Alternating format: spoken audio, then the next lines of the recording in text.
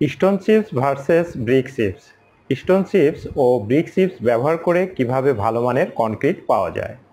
আসসালামু আলাইকুম dear viewers, expert engineers YouTube চ্যানেলের পক্ষ থেকে আপনাদের সবাইকে জানাই স্বাগতম ও অভিনন্দন। নির্মাণ কাজের অন্যতম প্রধান উপাদানগুলির মধ্যে স্টোন চিপস এবং ব্রিক চিপস বিশেষভাবে গুরুত্বপূর্ণ ভূমিকা পালন করে। যে কোনো স্থাপনার ভিত্তি মজবুত ও দীর্ঘস্থায়ী করার জন্য কনক্রিটের গুণগত মান নির্ভর করে এর উপাদানগুলির মান ও বৈশিষ্ট্যের উপর। এই উপাদানগুলোর মধ্যে চিপসগুলো কাঠামোতে বল, স্থিতিশীলতা বজায় রাখার ক্ষেত্রে গুরুত্বপূর্ণ। নির্মাণের ধরন, খরচ এবং কাঙ্ক্ষিত স্থায়িত্বের উপর ভিত্তি করে এই দুটি চিপসের ব্যবহার নির্ধারিত হয়। আপনারা যারা বাড়ি বানাচ্ছেন বা ভবিষ্যতে বানানোর পরিকল্পনা করছেন, তাদের জন্য আজকের ভিডিওটা খুবই গুরুত্বপূর্ণ। আজ আমরা জানাবো কোন চিপসে কনক্রিট বেশি শক্তিশালী হয়, স্টোন চিপস ও ব্রিক চিপস ব্যবহার করে কিভাবে ভালো মানের কনক্রিট পাওয়া যায়, কোন ভুলগুলো এড়িয়ে চলা উচিত এবং সিভিল ইঞ্জিনিয়ারিংয়ের দৃষ্টিকোণ থেকে আরও গুরুত্বপূর্ণ তথ্য। তাহলে চলুন শুরু করা যাক। প্রথমেই আসি স্টোন চিপস ও ব্রিক চিপস এই দুই ধরনের এগ্রিগেটের মধ্যে পার্থক্য কী। স্টোন চিপস মানে হচ্ছে পাথরের টুকরা। এগুলো সাধারণত গ্রানাইট বা বোল্ডার জাতীয় শক্ত পাথর ভেঙে তৈরি করা হয়। আর ব্রিক চিপস হলো ইটের ভাঙা টুকরা, যা সাধারণত ছোট ও মাঝারি আকারের হয়। অনেক সময় পুরনো বা খারাপ ইট ভেঙে এগুলো তৈরি করা হয়। স্টোন চিপসের পৃষ্ঠ মসৃণ আর ঘনত্ব বেশি। ব্রিক চিপস অনেক সময় ছিদ্রযুক্ত হয় আর পানি শোষণ করে বেশি। কোন চিপসে কনক্রিট বেশি শক্তিশালী হয়? কনক্রিটের মান নির্ভর করে অনেক কিছুর উপর, তবে এগ্রিগেটের মান সবচেয়ে গুরুত্বপূর্ণ। স্টোন চিপস দিয়ে বানানো কনক্রিট সাধারণত বেশি শক্তিশালী হয়, কারণ পাথরের ঘনত্ব ও কম পানি শোষণের কারণে কনক্রিটের বন্ধন বেশি ভালো হয়। হাইরাইজ বিল্ডিং, আরসিসি কাজ যেমন কলাম, বিম বা ছাদের মতো লোড বেয়ারিং স্ট্রাকচারে স্টোন চিপস ব্যবহার করা হয়।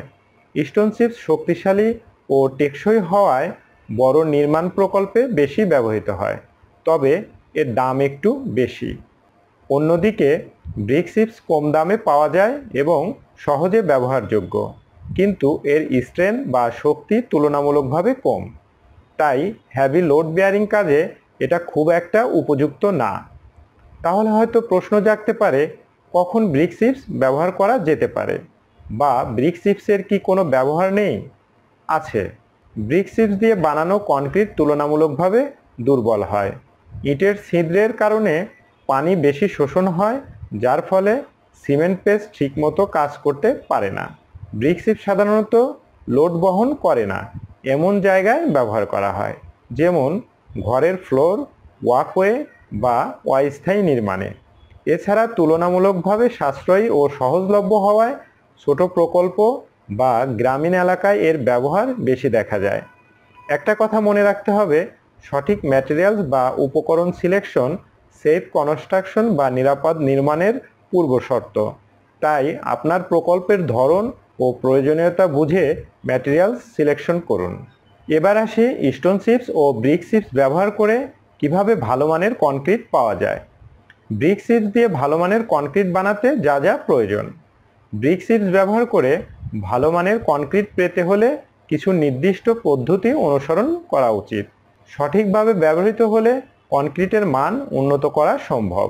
ভালো মানের কনক্রিট তৈরির জন্য কিছু টিপস হলো: সিমেন্ট ও বালির অনুপাত বাড়িয়ে দিন।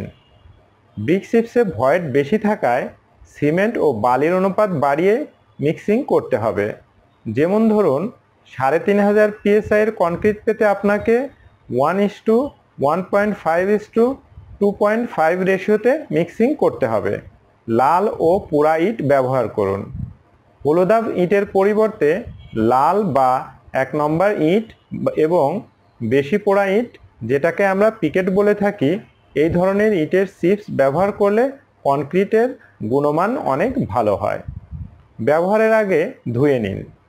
ইটের চিপস ব্যবহারের আগে অবশ্যই তা ধুয়ে নিতে হবে যাতে ধুলাবালি বা অন্যান্য ময়লা পরিষ্কার হয়ে যায়। পিসিসি সিমেন্টের ব্যবহার।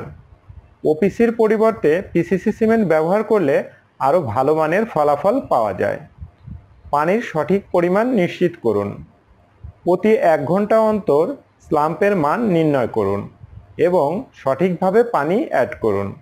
স্লাম্পের মান 50 থেকে 100 মিলির মধ্যে থাকলে কনক্রিটের ঢালাই ও কম্প্যাকশন সহজ হয়। স্টোন চিপস দিয়ে ভালো মানের কনক্রিট বানাতে যা যা প্রয়োজন, এক্ষেত্রে যে টিপসগুলো অনুসরণ করতে পারেন: কিউবিক বা অ্যাঙ্গুলার আকৃতির খোয়া ব্যবহার করুন। সবার আগে সঠিক সাইজ নির্বাচন করতে হবে। সাধারণত আরসিসির জন্য 3-4 ইঞ্চি বা 20 mm সাইজের চিপস সবচেয়ে ভালো। চিপসগুলো কিউবিক বা অ্যাঙ্গুলার আকৃতির হলে কনক্রিটে ভালো গ্রিপ তৈরি করে।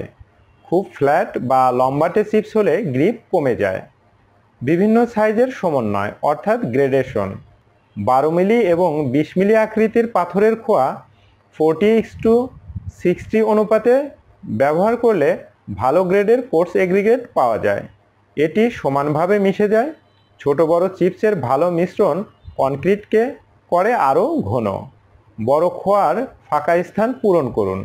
বড় আকৃতির খোয়ার ফাঁকা স্থানগুলো ছোট খোয়া দিয়ে পূরণ করলে কনক্রিট আরও দৃঢ় হয়। ব্যবহারের আগে ধুয়ে নিন। চিপসে মাটি, ধুলা বা কাদার মিশ্রণ থাকলে সিমেন্টের সাথে সঠিকভাবে বন্ডিং তৈরি করতে পারবে না, তাই ঢালাইয়ের আগে স্টোন চিপস সঠিকভাবে ভালোভাবে ধুয়ে নিন যাতে ধুলাবালি পরিষ্কার হয়। চিপস অবশ্যই শক্ত পাথর থেকে তৈরি হতে হবে। সহজে চূর্ণ বা ক্ষয় হয়ে যাওয়া চিপস ব্যবহার করলে কনক্রিট দুর্বল হয়। আশা করি আজকের ভিডিও থেকে আপনারা বুঝতে পেরেছেন কনক্রিটে কোন চিপস কেন গুরুত্বপূর্ণ। বাড়িতে একবারই বানাবেন, তাই ম্যাটেরিয়াল সিলেকশনে কোনো ছাড় দেওয়া উচিত নয়। ভালো কনক্রিট মানেই নিরাপদ ও টেকসই নির্মাণ। ভিডিওটি ভালো লাগলে please like, comments and share. আরও কনস্ট্রাকশন ও সিভিল ইঞ্জিনিয়ারিং কন্টেন্ট পেতে চ্যানেলটি সাবস্ক্রাইব করতে ভুলবেন না। আমাদের সাথেই থাকুন। ধন্যবাদ সবাইকে। দেখা হবে পরের ভিডিওতে।